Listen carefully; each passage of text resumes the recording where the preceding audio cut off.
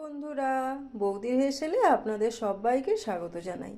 আজকে আমি বানাবো বকফুলের বড়া।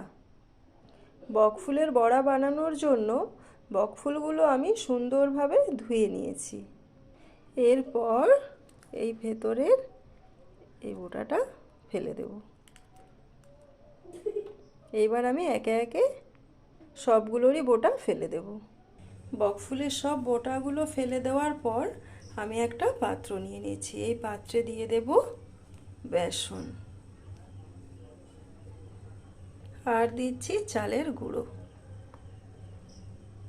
এরপর দিয়ে দিচ্ছি স্বাদ অনুযায়ী লবণ, হলুদ গুঁড়ো, গোলমরিচের গুঁড়ো, পোস্ত, কাঁচা লঙ্কা কুচি। এরপর এতে জল দিয়ে সব উপকরণগুলোকে মিশিয়ে নেব। দেখুন ব্যাটারটা আমার তৈরি হয়ে গেছে। ব্যাটারটা আপনারা এইরকম করবেন। এরপর গ্যাস অন করে একটা কড়াই বসিয়ে দিলাম। কড়াই গরম হয়ে যাওয়ার পর এতে দিয়ে দিচ্ছি কিছুটা তেল। তেলটা গরম হয়ে গেছে, তো আমি এখান থেকে কিছুটা একটু তেল নিয়ে এই ব্যাটারের মধ্যে দিয়ে দেব। দিয়ে এটাকে আমি মিশিয়ে দেব। এরপর এই বকফুলগুলোকে এই ব্যাটারের মধ্যে ডুবিয়ে তেলে দিয়ে দিলাম।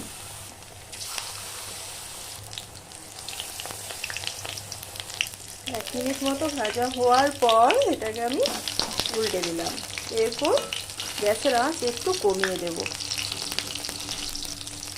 এই বড়াগুলো দেখুন ভাজা হয়ে গেছে। তো এবার এগুলো আমি কড়াই থেকে একটা পাত্রের মধ্যে নামিয়ে নেব। একই রকমভাবে বাকি বড়াগুলো ভেজে নেব। এরকম বড়া চায়ের সাথে, গরম ভাতের সাথে খেতে কিন্তু দারুণ লাগে।